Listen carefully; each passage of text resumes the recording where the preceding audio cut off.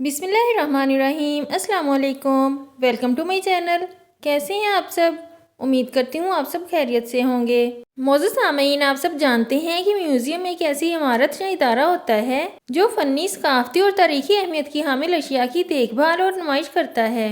आमतौर पर म्यूजियम में कदीम तरीन अशिया ही रखी जाती हैं, लेकिन आज की इस वीडियो में जो म्यूजियम आप देखेंगे वो आपको हैरान कर देगा, क्योंकि इस म्यूजियम में एक भी चीज पास्ट की नहीं रखी गई, बल्कि हर चीज आने वाले वक्त यानी फ्यूचर की रखी गई है। इस म्यूजियम की खास बात यह है कि यहाँ पर साइंस और टेक्नोलॉजी के फ्यूचर प्रोजेक्ट्स को एक्सप्लोर किया जाएगा, यानी फ्यूचर में कैसी गाड़ियाँ होंगी, कैसे घर होंगे, फ्यूचर के क्लासरूम्स, रोबोट्स, बिल्डिंग्स और इसी तरह की और बहुत सारी चीजें, जिन्हें देखकर आपको पता चलेगा कि फ्यूचर में कैसी कैसी टेक्नोलॉजी और सहूलतें आपको देखने को मिलेंगी। ये अमेजिंग और यूनिक म्यूजियम दुबई में बनाया गया है और इस म्यूजियम का नाम है म्यूजियम ऑफ द फ्यूचर। इस म्यूजियम की बिल्डिंग का डिजाइन इतना यूनिक और ब्यूटीफुल है कि इस जैसी बिल्डिंग आपको पूरी दुनिया में कहीं भी देखने को नहीं मिलेगी। इस म्यूजियम का डिजाइन एक इंसानी आंख की शक्ल का है, जो कि इतना अनोखा और पेचीदा है कि इसे दुनिया के सबसे चैलेंजिंग डिजाइन के तौर पर माना जाता है। इस बिल्डिंग की एक और खास बात यह है कि ये दुनिया की वाहिद ऐसी इमारत है जिसमें कोई भी स्टोन नहीं बनाया गया, यानी ये पिलरलेस बिल्डिंग है।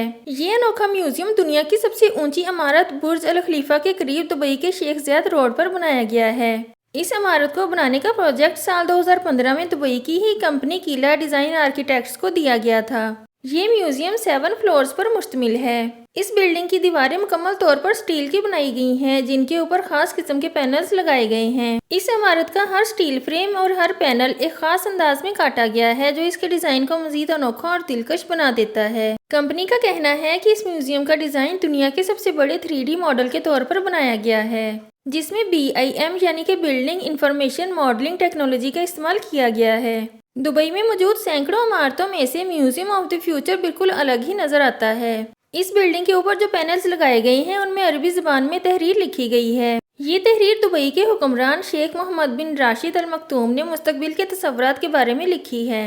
अरबी में लिखे गए ये अल्फाज म्यूजियम की खिड़कियों के तौर पर काम करेंगे। दिन के वक्त सूरज की रोशनी इनके जरिए म्यूजियम के अंदर जाएगी, जबकि रात के वक्त इसके अंदर लगाएगी 14 किलोमीटर लंबी LED लाइट की रोशनियां बाहर निकलकर इसे मजीद दिलकश बनाएंगी। इस म्यूजियम की ऊंचाई तकरीबन 77 मीटर है, जबकि इसका रकबा 30,548 स्क्वायर मीटर है।